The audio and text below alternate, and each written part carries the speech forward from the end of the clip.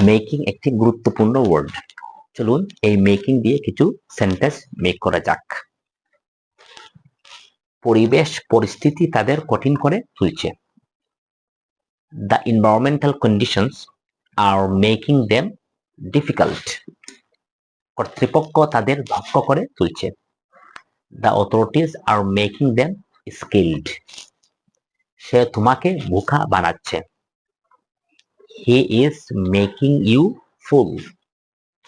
Coach তাদের দক্ষ ক্রীড়াবিদ করে তুলছে।